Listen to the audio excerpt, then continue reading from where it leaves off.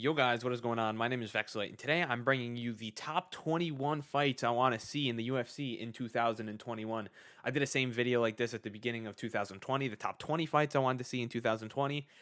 Originally, I was going to do a top 10 and then a top 15, and then I said, you know what, let me just do top 21, keep it a theme, because 2021, 2021, you get it. Since this is a lot of fights, I'm going to try to fly through them quickly. These are mostly fights that aren't really lined up yet. Don't have any legitimate plans, but I want to see planned out throughout the year of 2020. So once again, I am going to go quickly through them. I will explain some of them more in depth, but let's just get into it. Coming in at number 21, we have Cowboy versus Robbie Lawler 2. This fight has already happened.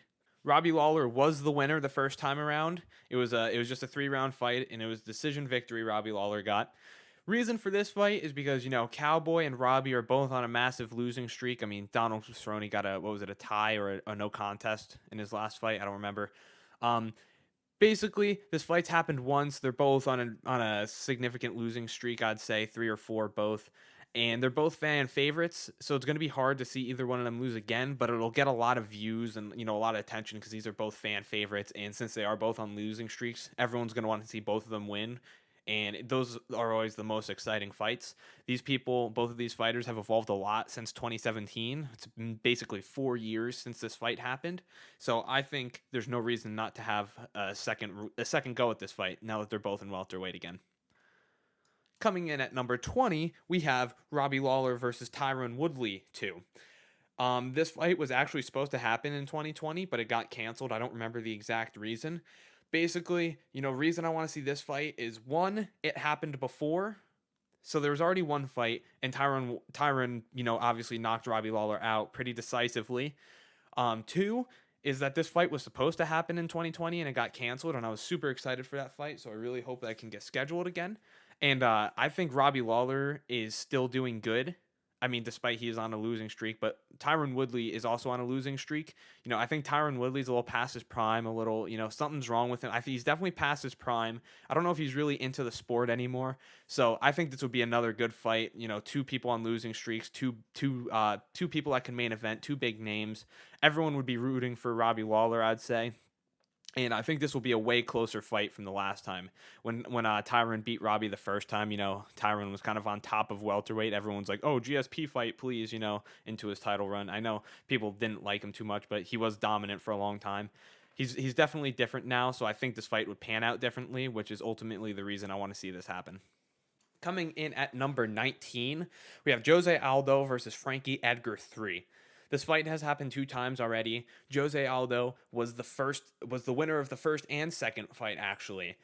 And Jose Aldo and Frankie Edgar are both at 135 now, both coming off wins. And I think this would just be a fun throwback fight between 2 legends, two classics. This is a classic fight, I would say. 2 legends of the sport, both at 135, both winning. And a lot of time has passed, since they were both in their prime, I'd say. And, a lot of time has passed since they've had their last fights. This is one I'm trying to go through quickly. I think it would be a fun fight between 2 legends coming off wins at 135. Coming in at number 18, we have Stephen Wonderboy Thompson versus Jorge Masvidal 2. Wonderboy did take the first fight. And I just want to see Wonderboy get a big fight, honestly. Wonderboy hasn't had a whole lot of big fights lately at 170. He's one of my favorites, and Jorge hasn't really had anything lined up for a while. Wonderboy just came off of a win, and Wonderboy did show interest in wanting to face Jorge again. The difference is that I think Jorge has evolved so much as a fighter since they last fought that I think I would put Jorge as the favorite for this fight. I don't think anyone would be against this fight. Jorge is just, in your face brawler, and, Wonderboy is like the long laid back sniper. I think their fighting styles complement each other like so much. I think that would cause for such a great fight. 2 big names, who doesn't want to see these 2 put together?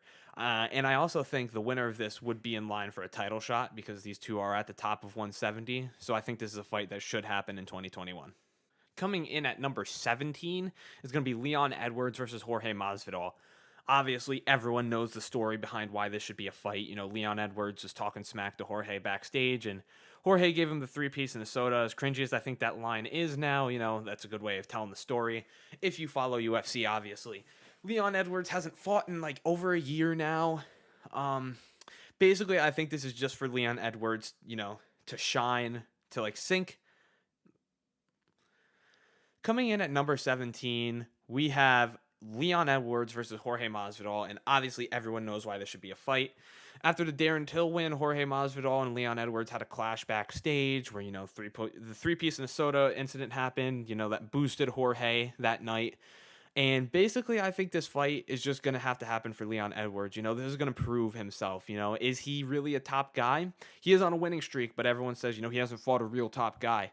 And Leon Edwards has talked about wanting to get this back at Jorge. Jorge doesn't really seem to show the same interest. However, I think this would be an interesting fight. Just the backstory alone, I would like to see Jorge fight.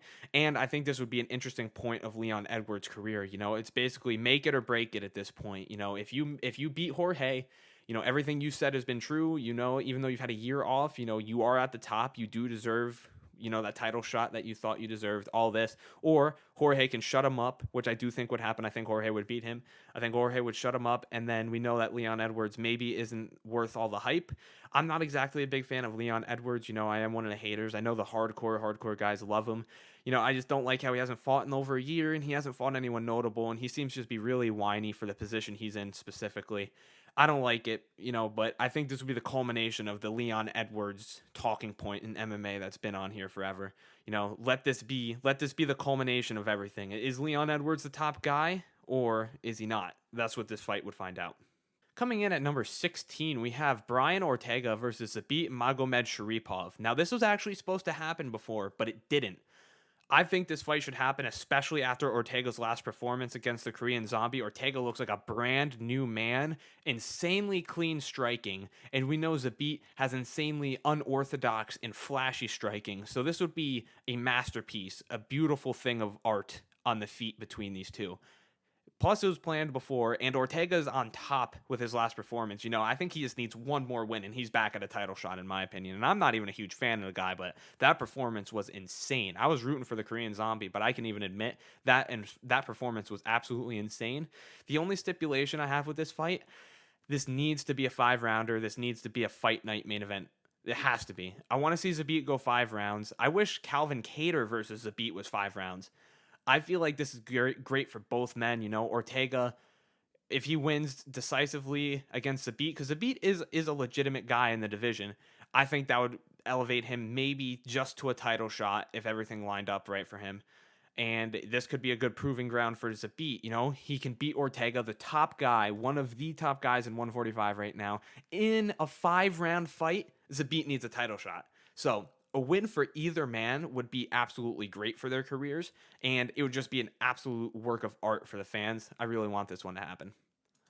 Coming in at number 15, we have Glover Teixeira versus Jan Blachowicz. So I know if Jan has a fight coming up against Israel Adesanya, which I'm not too big of a fan of, but I'm just going to pretend that's not a thing for this.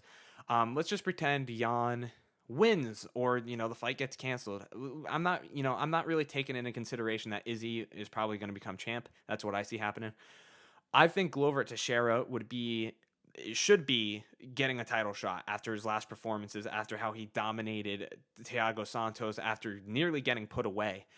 It's really awesome to see the tear he's been on, what he did to Anthony Smith. I really want to see him get another crack at the light heavyweight title. Now that John Jones is gone, 205 can get exciting.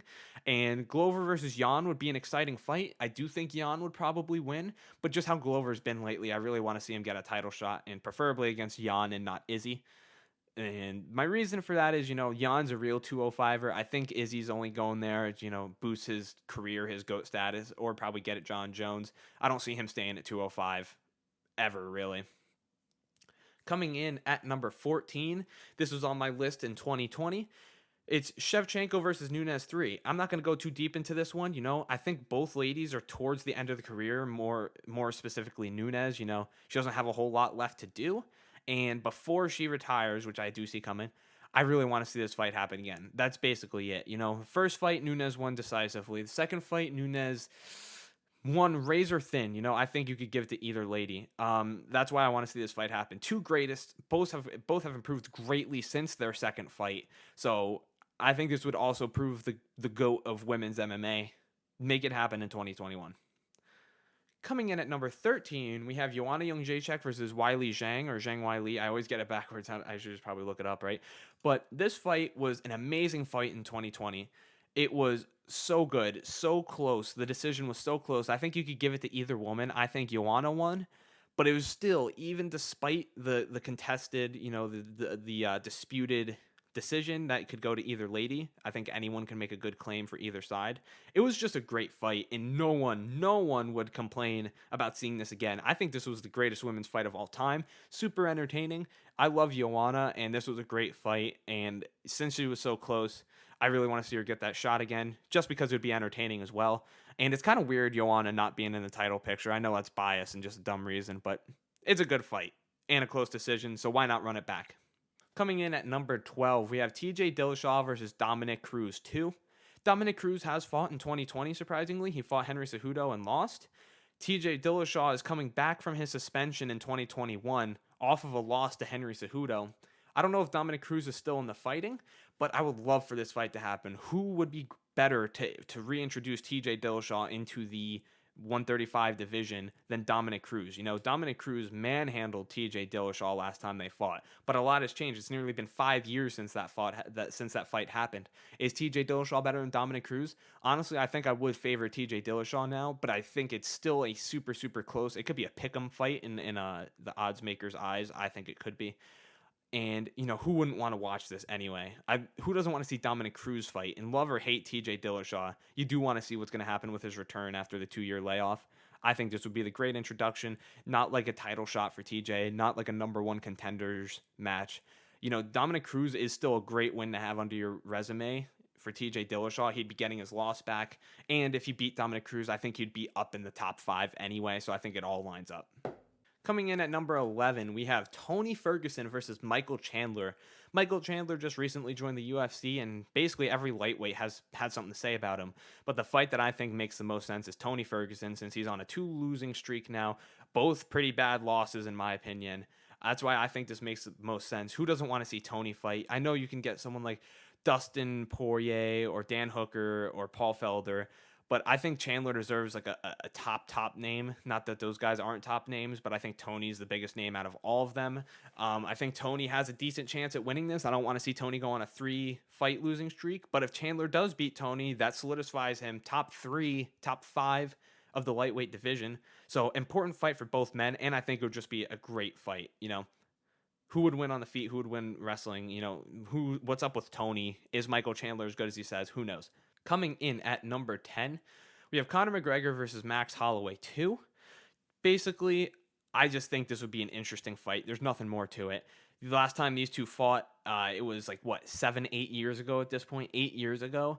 Both men have grown so much. Max has jumped up to 155 to fight Dustin Poirier.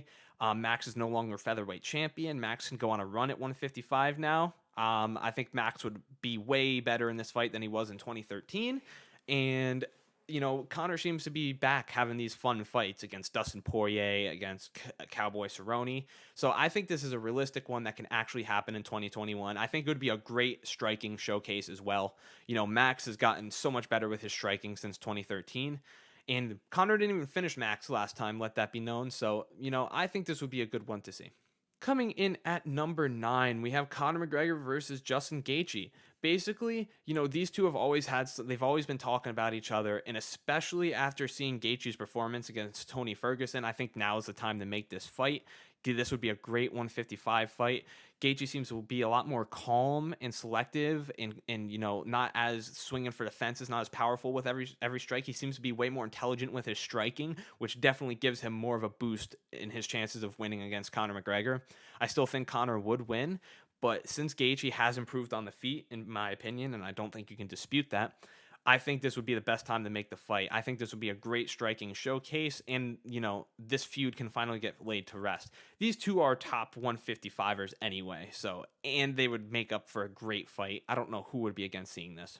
Coming in at number 8, it's Colby Covington versus Jorge Masvidal. Simple reason here. These two used to be friends. They turned on each other, and they're both at the top of 170 right now. They both just lost to Kamaru Usman, although Colby has come back and beat Tyron Woodley since then. I still think this would be an entertaining fight. You know, the drama behind it, the story, and the trash talk would be amazing. These guys are both brilliant fighters. I think Colby would stand up with Jorge like he did with Robbie Lawler and like he did with Usman. And I think it would be a great striking showcase. And I do favor Colby to win this.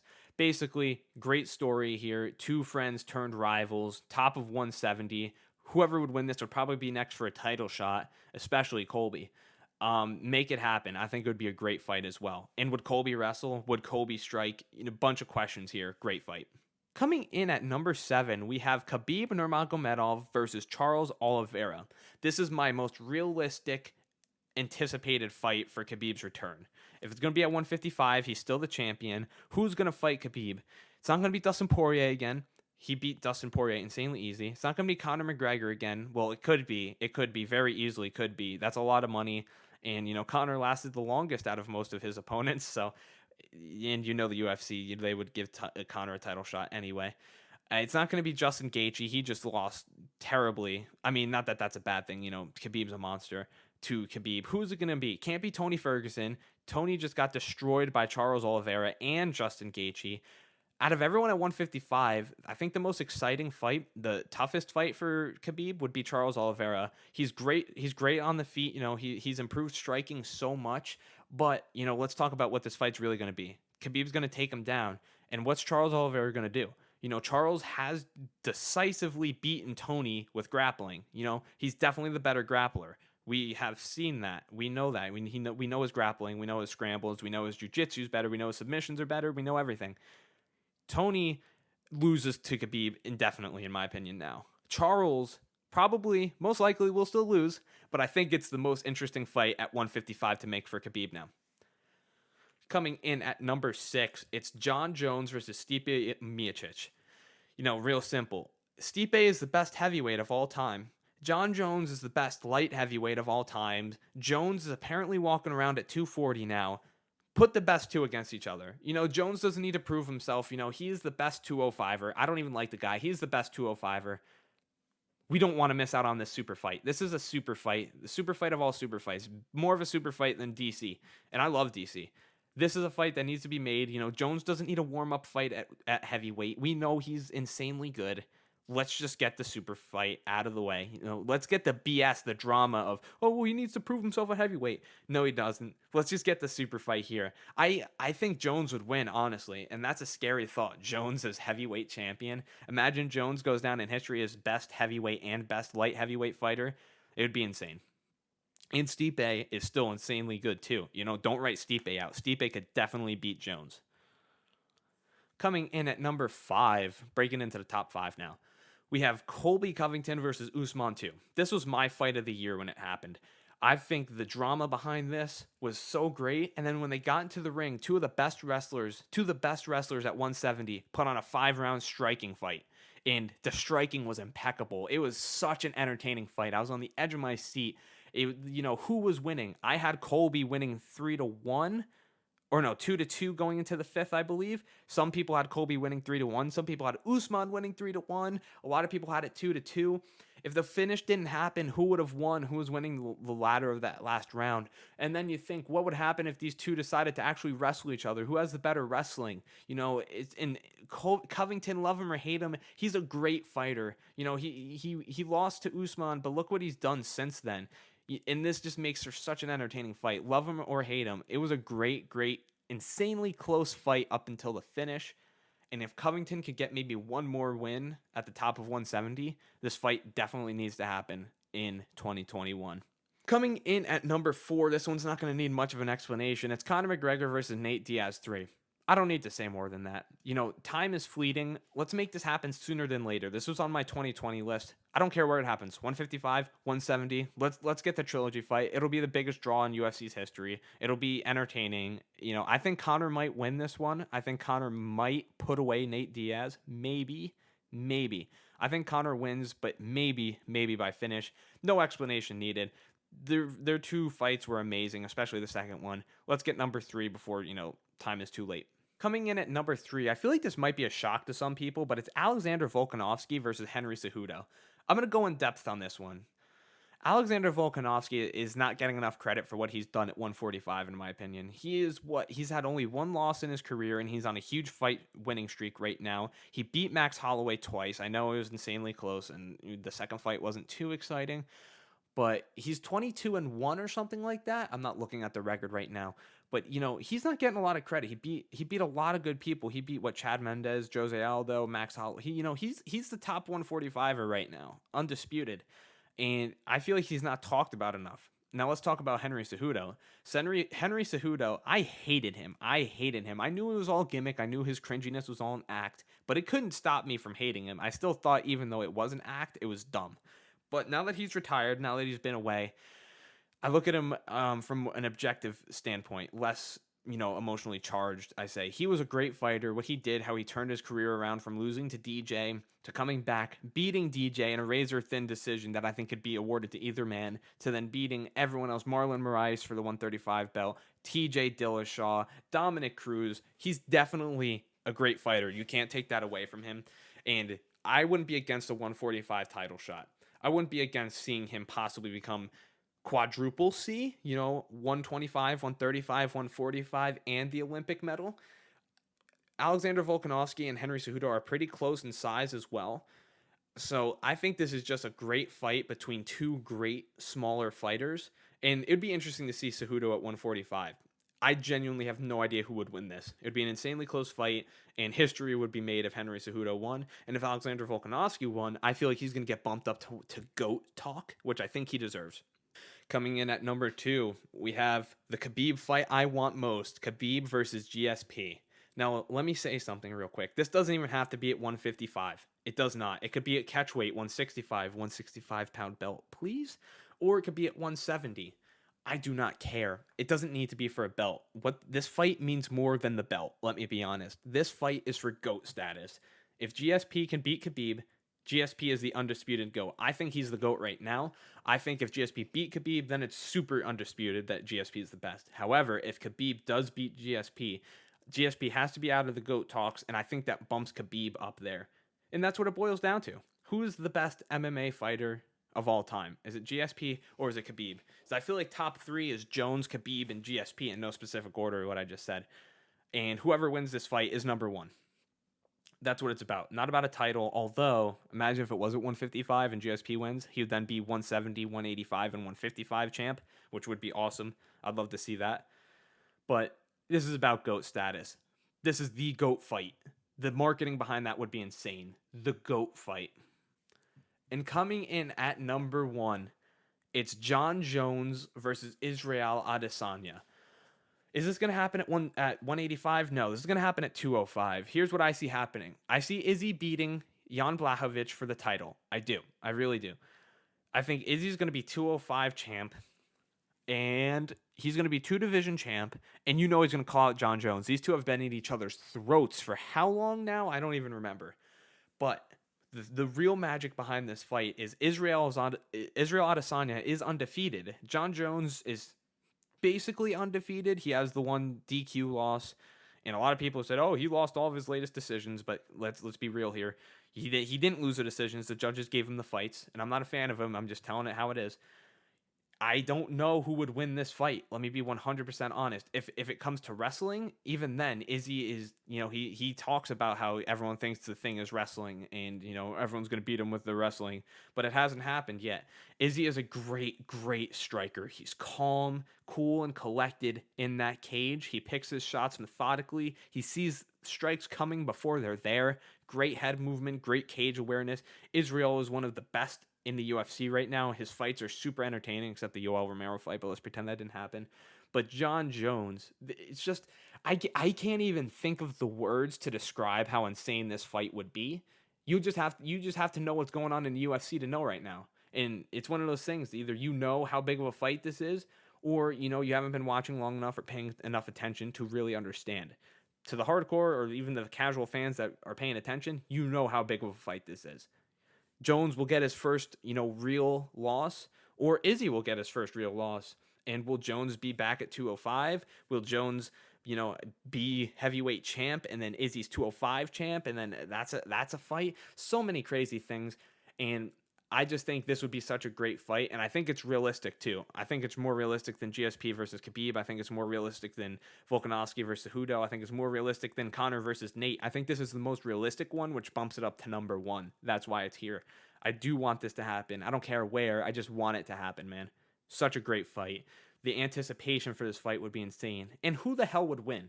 I think I put Jones at a slight favorite, but I would not be shocked if Izzy could finish Jones or even beat him in a decision. I really wouldn't be. This would be the most unpredictable fight in MMA history. Maybe. Either way, that's the end of this video. Let me know down in the comments. I love reading your guys' comments. What did you think of my list? Did I leave some fights out? Do you agree with my number one? What's your number one most anticipated fight for 2021? Let me know. Do you agree with my number one? Let's have a discussion, please. I'm replying to everyone that comments. Thank you for watching. If you enjoyed, maybe share with a friend. Subscribe if you want to see more of my content throughout 2021. And yeah, you know what to do. You're on YouTube enough, all that stuff. Thank you for watching, and I'll see you in the next one. Bye, guys.